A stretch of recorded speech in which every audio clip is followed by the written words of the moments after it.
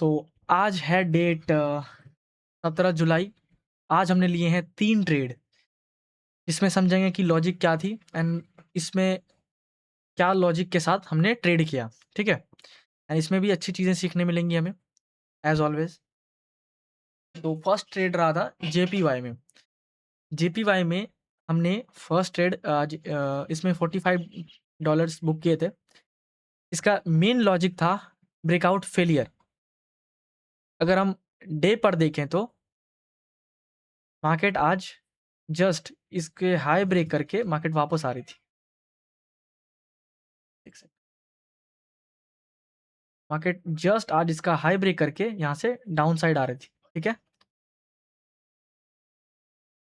इसी बीच जब देखा हमने कि ब्रेकआउट फेलियर हो रहा है वहाँ पर, तो हमने यहाँ पर ट्रेड इनिशिएट किया था इसको देखकर। इस ज़ोन का ब्रेकआउट हुआ, इस ज़ोन का, तीनों ज़ोन का ब्रेकआउट हुआ, तो ब्रेकआउट के साथ जैसे इसका हाई टूटा, यहाँ पर लोअर लो बन रहे थे, हमने सेल किया। 15 मिनट टाइम फ्रेम पर भी देखने में अच्छी लग रही थी मार्केट, सेल किया एंड देन 1:5 समथिंग मार्केट गई थी और स्पाइक में हमने टारगेट नहीं लगाया, इस वजह से यहाँ पे निकले हम। तो ठीक है, $45 ही बने, नहीं तो $100 समथिंग प्लस बनता है। और ठीक है, एक ट्रेड ये था। उसके बाद इसमें सिंपल लॉजिक यही था कि जब मार्केट ने इसका हाई तोड़ा था इस जोन का, जैसे ये ब्रेकआउट हुआ ना, इस जोन से जो ब्रेकआउट हुआ उसके बाद डाउन साइड के लिए हमने ट्रेड प्लान किया था, जो कि यहाँ पर भी क्लियरली दिख रहा है, खास करके 15 मिनट टाइम फ्रेम पर फेलियर था इसका एंड देन लोअर लो गिर गया। मार्केट अभी ऊपर जाने के मूड में है, क्लियर कट दिख भी रहा है कि यहाँ से ऊपर जाएगी मार्केट।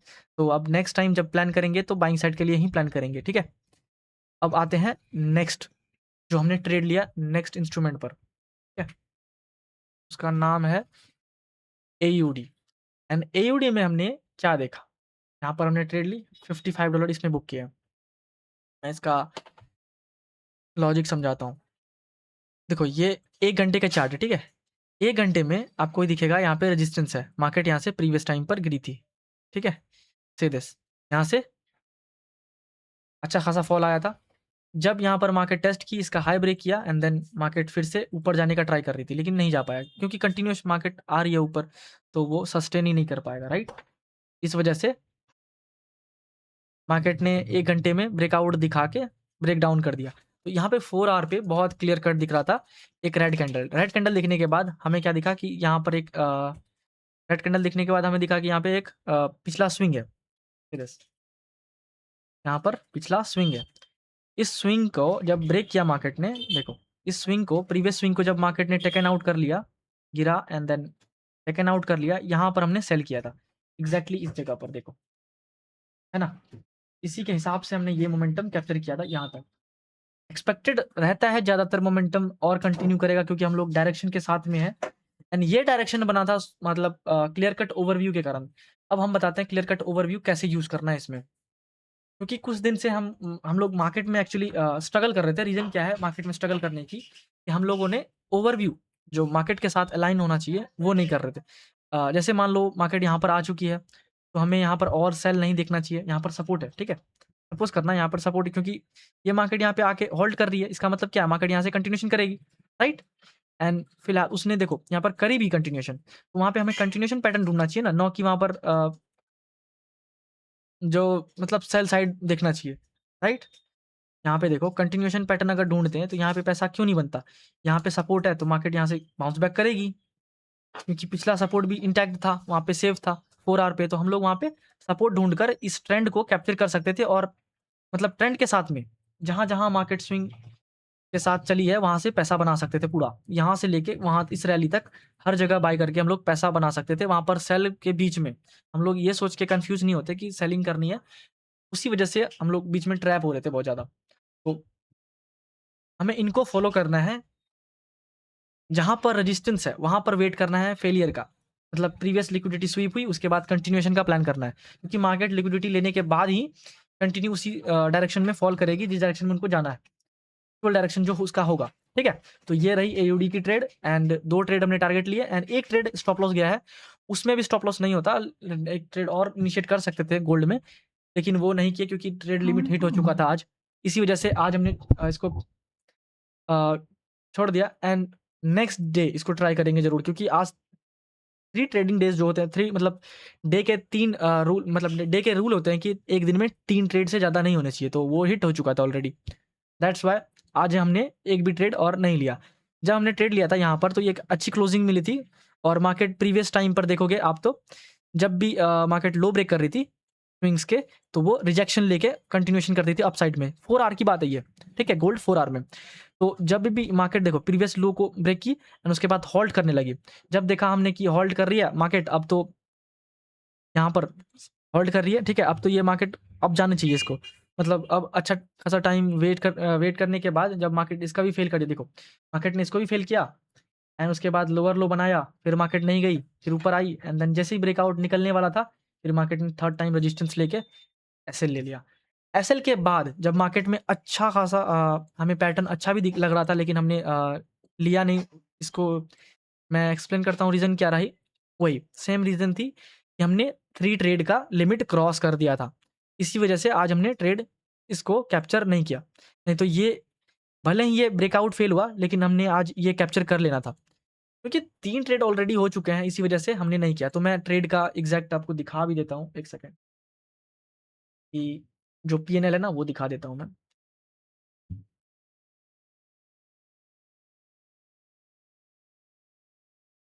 तो ये जो पीएनएल है, मेरा आज का पीएनएल है, ठीक है? यहाँ पे डेट भी देख सकते हो आप, 1 सेकंड।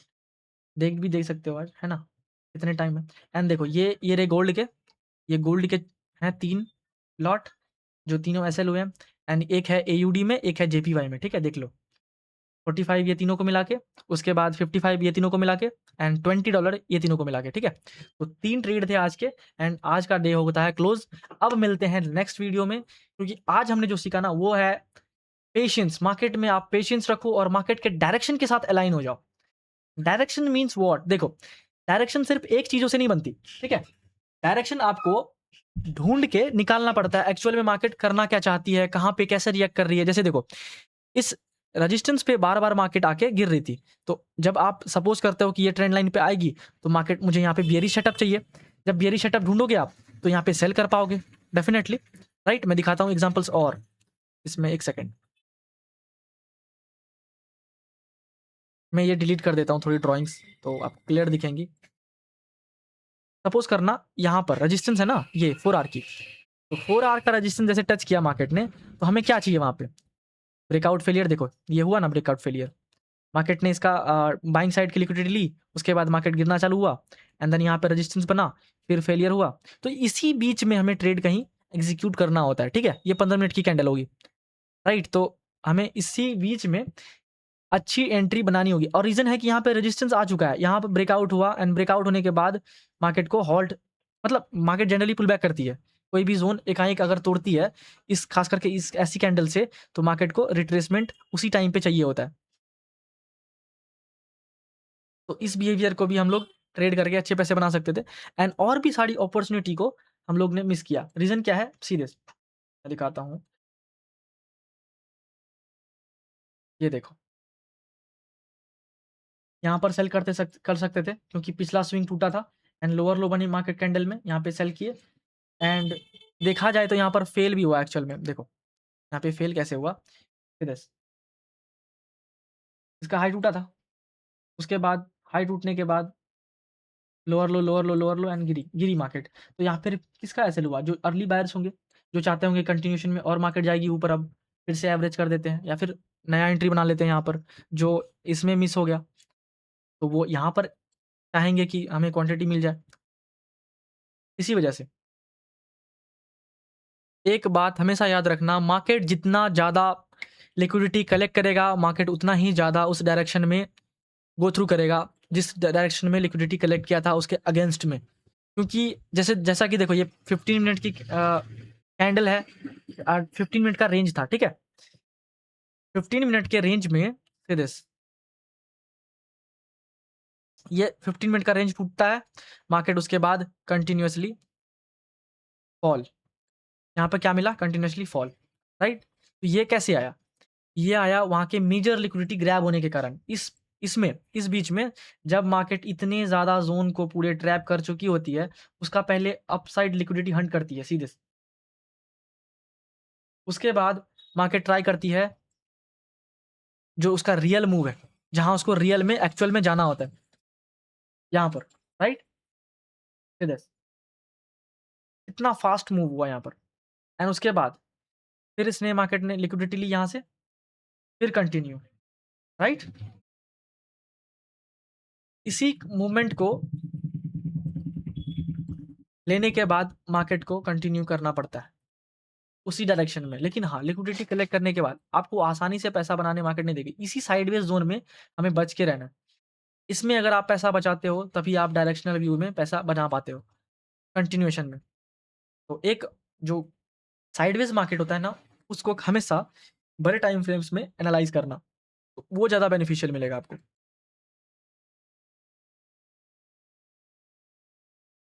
फिर दिस यहाँ से रेजिस्टेंस लिया, मार्केट यहाँ अच्छी क्लोजिंग की, बट 3 डे मतलब 3 ट्रेड का रूल हिट हो गया, इसी वजह से हम लोग आज ट्रेड नहीं किया एग्जीक्यूट एक्स्ट्रा, ठीक है?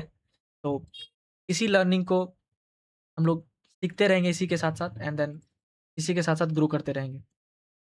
पहले भी जब रेजिस्टेंस टच किया था, दिखाता हूँ मैं, 1 सेकंड।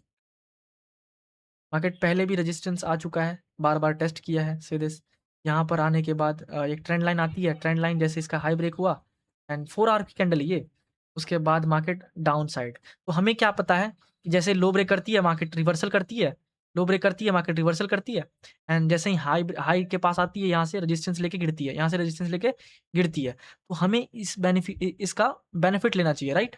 तो ये हो गई बड़े टाइम फ्रेम की बात।